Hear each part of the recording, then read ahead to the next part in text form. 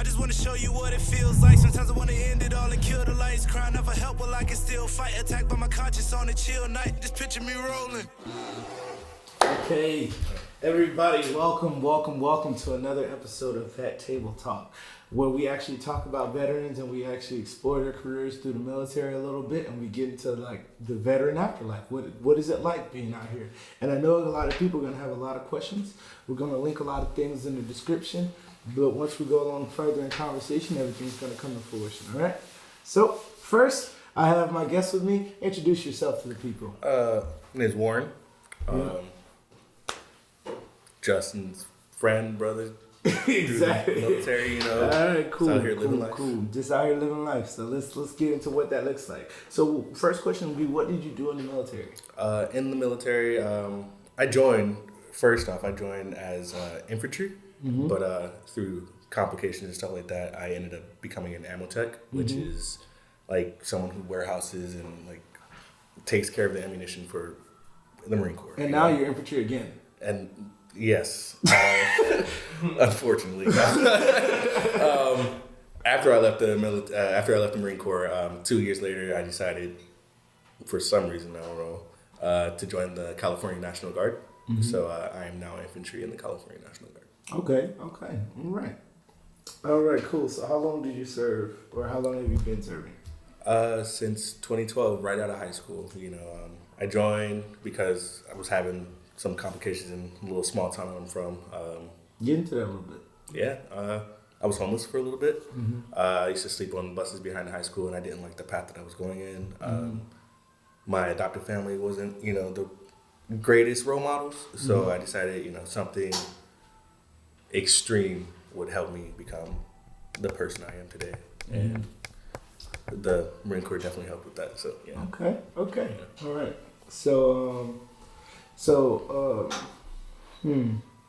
How was the family strain on joining the military? Did it help or hinder? It helped because, like I said, I had a pretty rough upbringing. So joining the military kind of brought new people into my life because I didn't really have a family. So it gave you so a family. the military gave me a family. Anyway,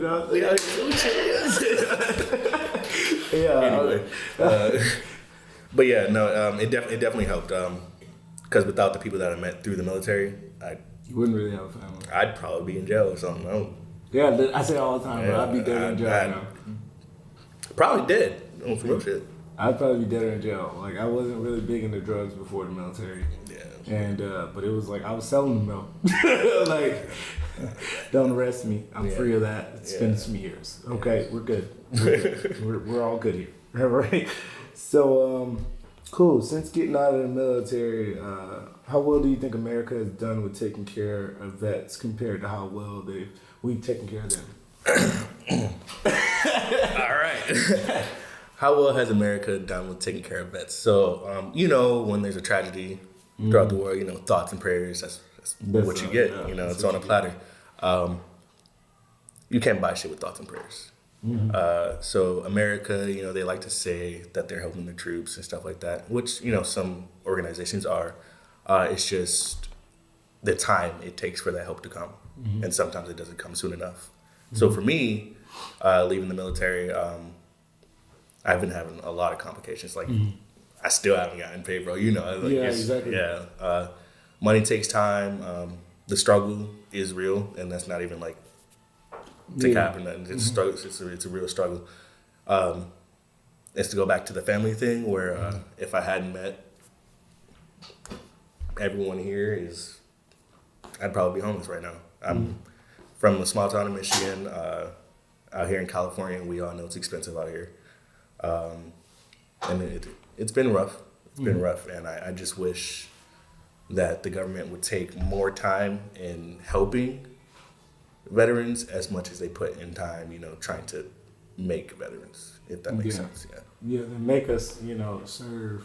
Well, not make us serve in so much of a word, but like they get us there. They put so much time and money into making us warriors, and then sometimes it's people do fall in the cracks. I was talking to one of my good friends, one of my buddies earlier, on this episode, on one of his episodes, and we were talking about that, how people do fall through the cracks, and it's like for some people it's so easy to get help, and they'd be the people who didn't really go through much. You're like, so like why can you help this person but you can't help this person? And it's like, what's really going on? Like, and in that system, sometimes you see a lot of people get a lot of big help, and then you see people that just don't get any help at all. And it's like for a long time, you couldn't walk. Yeah, I just got off a 5-month injury, and right now, like, I'm still going, like, back problems, hip problems. I have to get an X-ray on my foot next month, like, and I still haven't gotten paid for it. And when, so, like, there's, you ask, like, what America can do to, like, help the veterans, and also there's this stigma where a lot of us, like me, for instance, like if I told somebody getting out, like, oh, this is what, happened with me, they're obviously going to think, like, why would I go look for help if they're not helping anybody? So a lot of veterans sit around and don't go ask for help. So then, like, the ones who do go ask for help, like, they just get pushed to the wayside, like everyone just kind of brushes it off and no one talks about it. I've lost many friends. I just lost one of them a couple weeks ago. Yeah, right. So exactly. Yeah, it's just he was one of the happiest dudes ever. Like, I remember this, I mean, might be too much info. He used to send me a Snapchat every morning, him sitting on the toilet, poop in the toilet. Exactly. Crazy. That dude's a clown, man. I miss that, man. Yeah. Rest in peace, man. He was good. He was a good one. That was a funny dude the whole time we were serving together. It was never a time he didn't make somebody laugh. Yeah, exactly. Never a time. Like you look at him and be like, that wasn't even funny, but like just cause I'm a chuckle. Yeah. One of the biggest things really that I found out about Project was when I first met him, I thought he was more of like a clown or a jokester, but when he was actually put in a place to be an NCO for me, you know what I mean, to help me through something, he really did take action and do that. And I think that's one of the things that people kind of miss when they do see us clowning around. Either they write it off as, oh, they go through a lot, so they're just gonna clown, or they just they put a title on us, like they group us as in, oh, there's undisciplined people in the military, whatever. You know what I mean? Like it's either one way or the other, and they don't really get to see like people's personality and the leadership roles that they develop come out. He was one of those people that was really like fun loving, but when it came to like work, like if you needed something from him, he'd get it done, and that's what I really did appreciate about him as a person. Yeah, and people, like you said, people say, they just clown around in the military, they're stressed. No one ever talks about the stress, Yeah, like why are we so stressed? Why am I being a clown? Yeah, like exactly. ask me that question. Yeah. I'm probably gonna bullshit you a couple times, but if you keep asking me, then eventually something gonna come out. Exactly. Okay, so what are some of your day-to-day struggles that you wish people knew of? Depression. That's my biggest thing right now. Is I've always been a little bit depressed. It's just like you said, the stress, and it feels like it's kind of more compounding. Yeah, it's everything's definitely more compact, and then there's the added weight of got to make it out here. You know what I mean? There's that, and there's the added weight, like, I can't show people I'm like this, like And me. It becomes a pride thing. I did all this, like this. Yeah, I've come this far, so I can't show my mom that I'm depressed. Yeah, I can't show my family I'm depressed because they look at it's people in my family that look at me as a hero. So everyone I wouldn't say people expect it. No, people expect it, and they assume that because you got a smile on your face. Yeah, that you're fine. You're happy. I got a smile on my face all the time. I'm an angry person. Yeah. Angry as hell. Yeah, because I grew up a really angry kid. You know what I mean? And being in the Marine Corps, they taught us to use that anger to kind of get to get shit done. Get what you need to get shit done, and then getting out to when I now go towards peace. You know what I mean? It's a really hard thing for me, and sometimes because I even got into an argument with one of my classmates the other day, and no lie, I really if she could see the stuff. It was a girl too, and that didn't matter. If she could see what was going on in my head, she would have shut the fuck up. You know what I mean? They tell you to channel your stress into your work, but then when you take the work away, where's it? Where's that supposed to go? And then and then you tell yourself oh, I shouldn't need work to channel my stress. So then you just start downing yourself. why am I like why do I feel like this? Like there's no reason for me to feel like this, but there's every reason for you to feel like that because there's no channels for you to. I feel personally that every veteran, it should be mandated that every veteran get prescribed. It's not the right word. Anyway, prescribed a therapist when they get out. Yeah. Like you should like just off rip. Like they tell you to go to TRS. Go to a therapist. Like talk to somebody. Yeah, because one of the big things, like, you know what I mean? It wasn't okay for me for a long time, but while I was still in, once I started discovering and talking about some of these issues with my command, dude, they were sending me like 4 different kind of. They sent me like a marriage counselor once a week. They sent me because I was going through my divorce. Yeah. They sent me a marriage counselor once a week. They had the combat like stressors, like counselors. They had literally just all kind of stuff like family and wellness and all this stuff just to make sure I had to go to mindfulness seminars. So like 4 days a week, like my last year, it was just like trying to focus on being okay. And I really do appreciate my unit for that because you know what I mean. They didn't have to do that for me, and it helped me get to where I am today, because like you just said, man, it's so many of our friends that just don't get that. Yeah, you know what I mean. They didn't get the opportunity. And like to add on top of that, like I feel like not to it's a big topic. It should be brought up, but like with therapists, like you have to have someone who not only like experience-wise has gone through the same stuff, like obviously the therapists with the VA, they're veterans, but also culturally. Like my therapist right now is an Asian dude. Yeah, he don't know. He just don't get it. Yeah, I got a black guy. We chill. Yeah, he don't know. I even tell him about that, and I kind of address some of the issues about not just being a veteran, but like just being a black man in America sometimes can be like really, really challenging. that shit weighs on it too. Because the stigma just doesn't go away. Like why? Like you don't know my story, but you already have a prefix of how you think I'm gonna behave. Like, so if I walk in the mall and like me and my friend are having an argument, or my friend and I are having an argument, and I raise my voice a little bit, automatically you're a monster. Who's the one? Yeah, and I completely understand that. Not only that, and then you get the angry veteran. You get the angry veteran card, and then angry black veteran card. Oh yeah. And then like it's not even just like a black thing; it's a white thing too. Because I've done it before, and I try my best to like not do the thing. We all know what the thing is. I'm not even going to the thing, but like you just prejudge people. Yeah. Like there's people like really good people out there, and we write them off and judge. You just write them off immediately.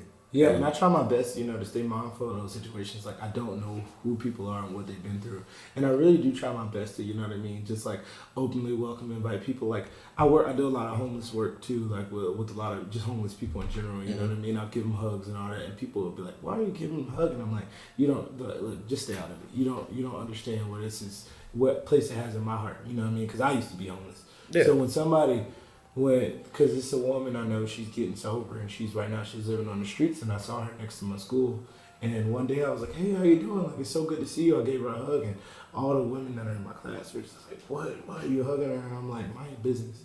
You know what I mean? This means something different to me, and I know, and I don't have to explain anything to you, and I don't have time to, quite frankly. Because I'd rather, you know what I mean? I'd rather help the situation. I'd rather they try to explain it to you. Also, there's the idea, people want to help, but nobody wants to help. Like everybody want to make it look like they help. Everybody want to make it look like they're doing something to change it. And with that, you tell veterans. I've talked to a few people because I try my best, like the vibe check all the time. Vibe check. Like, what's up? Like, talk exactly. to me. My phone's always open. But people can say that, and then when it actually comes down to it, they don't do anything. Most people. Oh yeah, I've had many half handshakes. Yeah, many half helps handed out to me. One of these. Yeah. Or like they'll reach out just to help you grab the hand. Yeah. All right, bro. You got the grip. Pull up. Yeah, exactly. Exactly. You know what I mean? Just to get some kind of have good feeling about it, but not really help the situation. So I really do. So to wrap it around back to the question, that the biggest problem is depression and help with depression. So that's awesome. Thank you so much for that. Because I personally go through my bouts of depression. Yeah. And I do a lot to be okay. You know what I mean? And I appreciate you for being so transparent about that, because it's something that I try to talk about as much as possible, so I remove the stigma from it. Mm-hmm. I let people know, like, I naturally go through depression. I take medicines to be okay. I go to therapy. I do everything I need to do. But, like, this is what makes me okay. Yeah. You know what I mean? And if you can't understand that, you can move along. Yeah, just point me to somebody who can, Exactly. All right, cool. So, what is something that America needs to stop saying to you or asking you?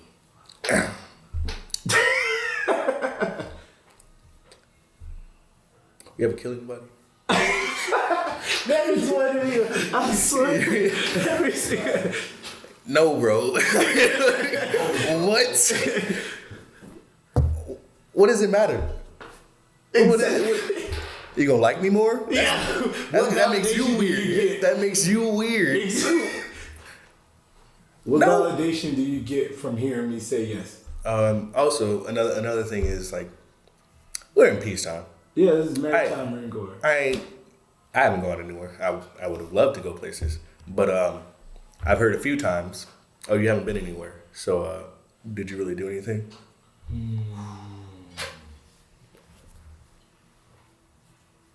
I put the time in. Exactly. I did the thing. Don't like devalidate. Don't devalue my Devalue my service. Like, because you don't know what the most hell expensive, I'm most important thing to me is my time. Money comes and goes. I put my time in it. I enjoyed it. I gained so many experiences. Like, just because you don't see the merit of it doesn't mean it didn't happen. doesn't mean it's not as important. Yeah. So. Because, like, those are Christmases we miss. Those are Thanksgivings we miss that we'll never be able to get back. These kids, when you leave home, they're this big, and then when you come back, they're fucking huge. My niece and nephew, I left home. My nephew was 3 months old. No. When I left, I didn't even have a niece and nephew. Come home, visit maybe once. He's 3 months old. Come back, I got 2 nieces.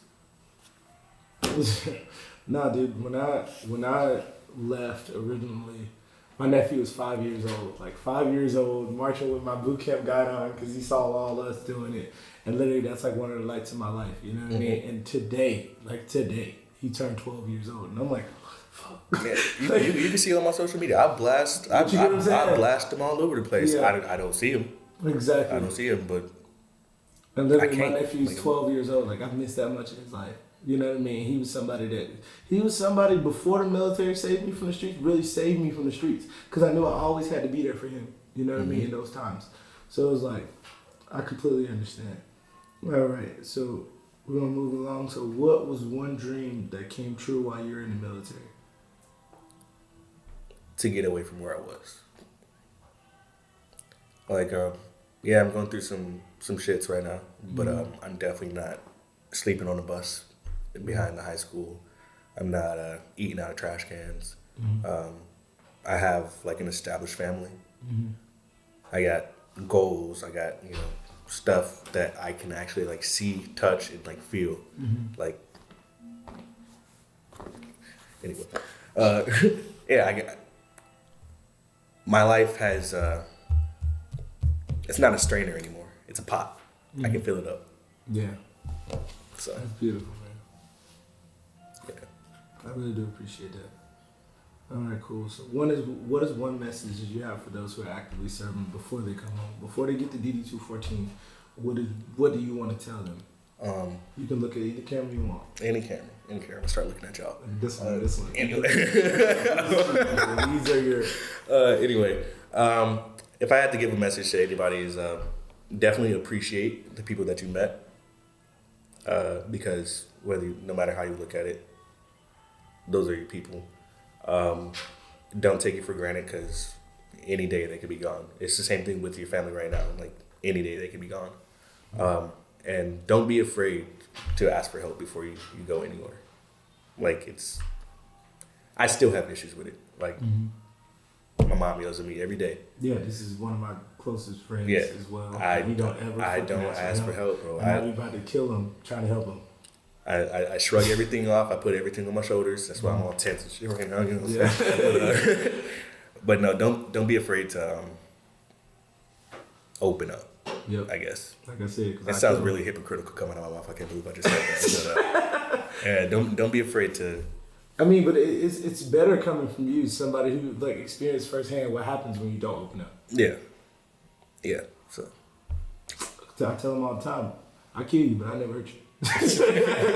I kill you first because I love you. You know what I'm saying?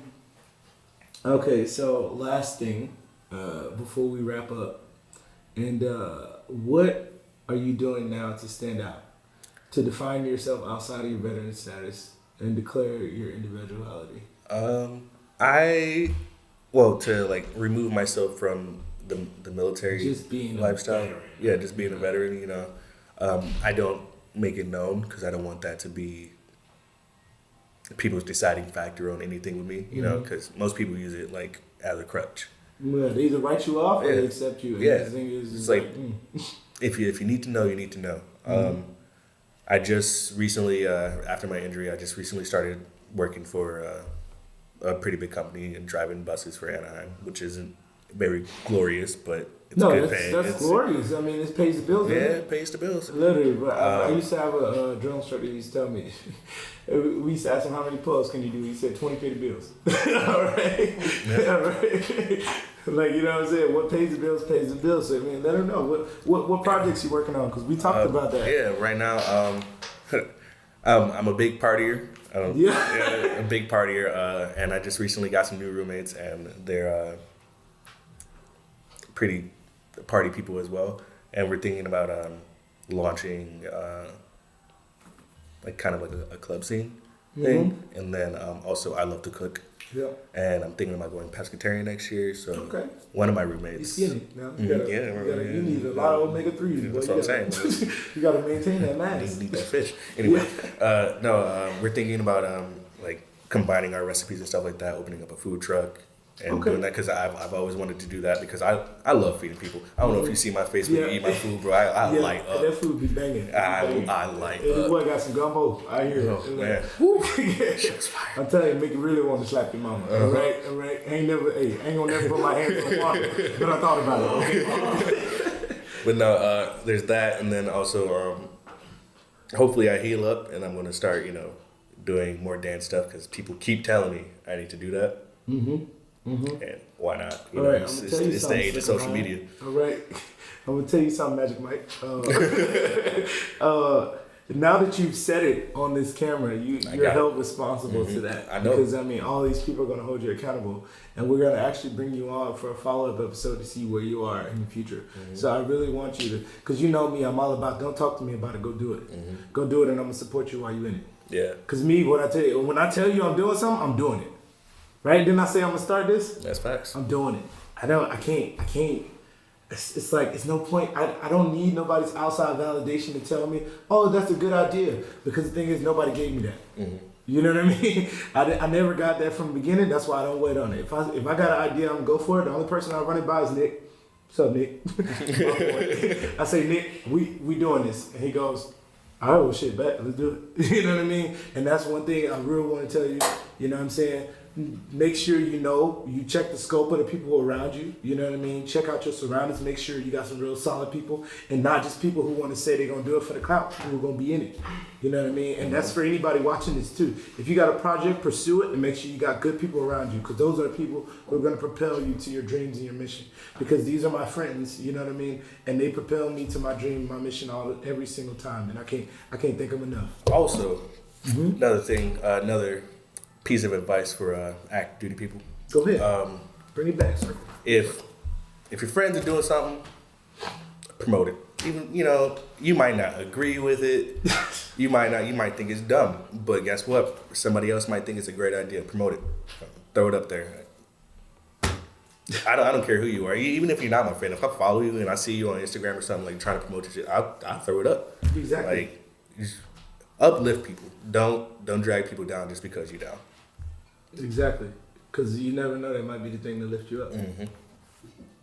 Just seeing somebody shine sometimes just lift me up. Make you so happy. Every time I see a smile on their face and they give me a success story, like it literally lights a fire in me, because I was like, there we go, let's go.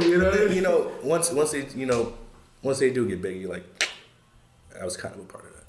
Yeah, and I always believed in that. Yeah. I always believed in my fucking, and it's just something so satisfying to see when people win.